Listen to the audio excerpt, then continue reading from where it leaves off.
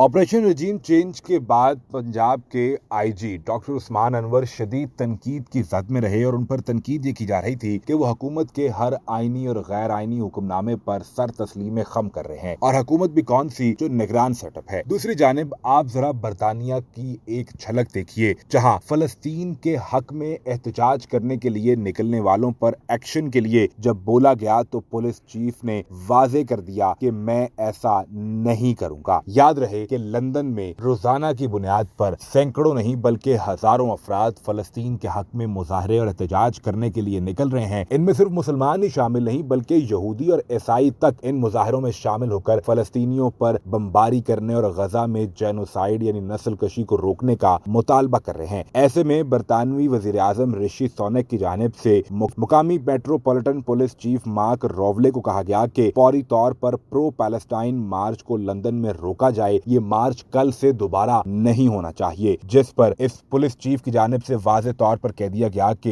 यहाँ हमारे आइन और कानून के मुताबिक लोगों का हक है कि वो एहतजाज के लिए निकल सकते हैं, मैं उन्हें नहीं रोक सकता। जिस पर ऋषि सुनक गुस्सा कर गए और कहा कि मैं तुम्हें देख लूंगा, तुम्हारा कड़ा एहतसाब किया जाएगा। तुमने वजीर आजम के इस हुक्म को कैसे झुठला दिया है। वाज़ेह रहे कि लंदन के मेट्रोपॉलिटन पुलिस चीफ का नाम सर मार्क रोवली है, जो अपने ही वजीर आजम के गैर आईनी अहकामात के सामने खड़े हो गए और कह दिया कि मैं फलस्तीनियों पर किसी सूरत ना तो डंडा बरसाऊंगा और ना ही फलस्तीन के हक में एहतजाज करने वालों को बजौर ताकत यहाँ से बाहर निकालूंगा। ऋषि सुनक ने वादे किया कि पुलिस चीफ ने उन्हें ये कहा है कि वो यहाँ पर एहतजाज पर पाबंदी नहीं लगाएंगे और ना ही एहतजाज करने वालों को गिरफ्तार करेंगे। अलबत्ता यहाँ पर वो लोग जो एहतजाज में शामिल नहीं होंगे या किसी दूसरी सूरत में इकट्ठे हो रहे होंगे तो उन्हें सिक्योरिटी जरूर फराहम की जाएगी। सिक्योरिटी के मामले में अगर कोई खता हो तो उस पर मुझसे सवाल भी पूछा जाए और उस पर मेरा एहतसाब भी किया जाए।